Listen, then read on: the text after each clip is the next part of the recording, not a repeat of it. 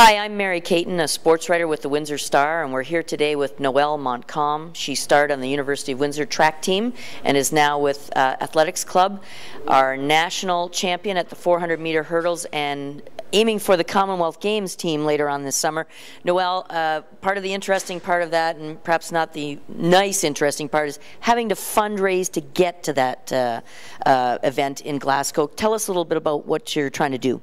Yeah, absolutely. So, I mean, training on the track every day is the easy part, but in order to decrease the stress that comes with the financial burden, I have set up a fundraising website that donors and supporters can look at and, you know, hopefully attribute to my journey and contribute there. So yeah, I was having a look at it, and there's all the different levels, starting out with $50 donation, and you get a shout out on your website and email, and then obviously ramping up to I was intrigued by the $1,000 one, if the shoe fits. Tell us about that one. Yeah, so I mean, it's just a fun way to hopefully get supporters and donators involved and to share my journey. The If the Shoe Fits was a way to give back and an autographed shoe that has been worn in competition at various meets. So just a fun way to get people involved.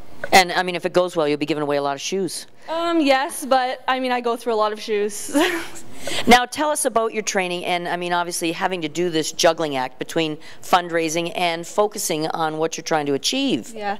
See, that's the thing. I don't want to have to juggle it. So there's that balance that you know, the time on the track, that's important. That needs to come first. So the stress that comes with lack of financial support, and, you know, the cost of going to meets and traveling and entry fees. So it all adds up, and hopefully, you know, with support coming in, that stress can be relieved, and I can focus on the training on the track. So well, let's talk about the fun stuff on the track. I mean, you've made the B standard that you need to make the Commonwealth Games last year, so you need to hit that again. You know it's on the radar screen, and you were telling me you got to go down to Florida for a few weeks of training. How did that go?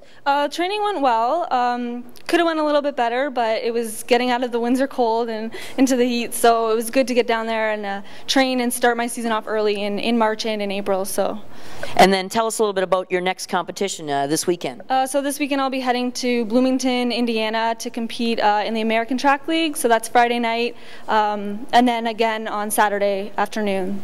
And a little bit about the quality of the competition. What will that be like for you? I don't know the start list as of yet, but hopefully they are starting a new program called the American Track League with various cities throughout the states, and hopefully they'll attract some competition, some high-level competition. So. Well, thanks again for joining us today in the News Cafe. I really appreciate it, and best of luck with your season. Thanks so much, Mary.